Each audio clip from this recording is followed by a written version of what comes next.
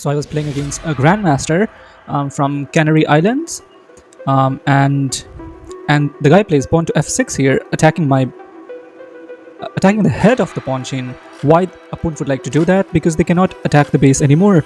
As you all know, that if you want to attack a pawn chain, you want to attack the base. Yeah, but the knight was already putting pressure, and the pawn had already moved forward. The c pawn.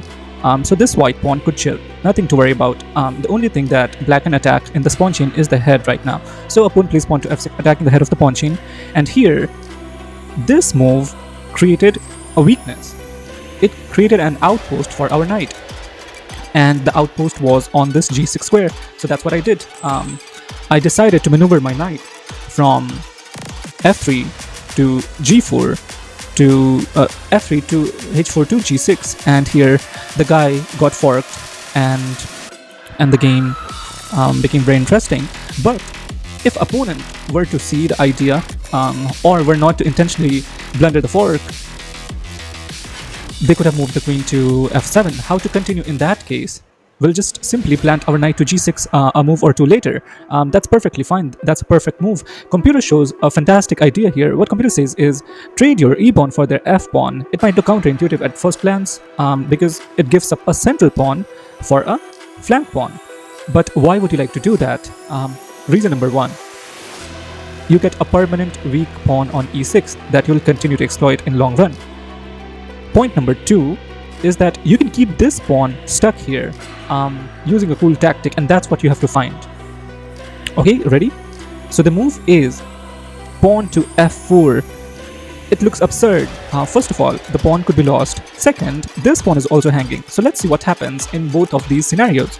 So first of all, if opponent simply takes the pawn on f4, it's a clean blunder. Why? Because the queen was protecting this weak pawn that we exposed by trading our e-pawn for the f-pawn. We'll take it, and there goes the knight. So that one clear, that taking this pawn is a clean blunder. You don't want to do that. How about taking the d4 pawn? Why that move is a mistake? This one is more complex. Here, of course, we are not going to sacrifice. It is playable, but it won't give you lots of advantages.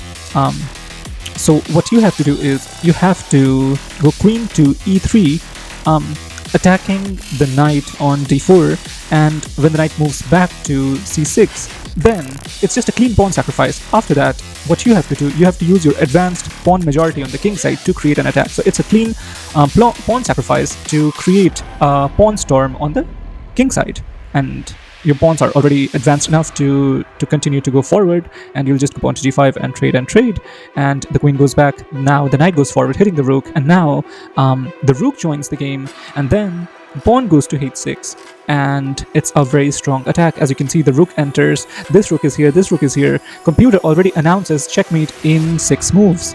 Let's play a dummy move to see how checkmate will happen quickly. The queen goes here, threatening to enter on h8, followed by queen entry on h7. Say they play a queen to g7, fine, check. The king can't go to these squares, they have to take back with the queen, and checkmate. So once again, this move, pawn to f6, created a clean outpost for our knight. Knight goes to h4 to g6, and could go to g6. Didn't do that. What happened was, if opponent were to stop the entry, we would trade, and now from here we would create a pawn storm on the king side, keeping the center open, maintaining pressure on the weak pawn on e6. What's the real learning from this one? The learning is, the moment opponent makes a pawn move, first thing you should check, is it creating a beautiful square for my knight? If yes, try to maneuver your knight to that square. Point number 2 is that when you guys have castled on the opposite end, for example, in this case, the king is on d1 and the king is on g8. So you have castled with the white pieces on the queen side, and they have castled on the king side. So this is opposite side castling. And in the case of opposite sides castling, what you want to do, you want to create attacks. And generally, pawn storms are very common in these types of scenarios.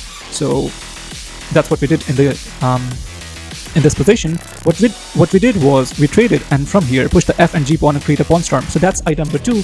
Make sure to keep in mind, make sure to apply it, and use your 500 IQ to lose 500 more games. Enjoy. See you in the next one. Thank you so much. Ciao, ciao.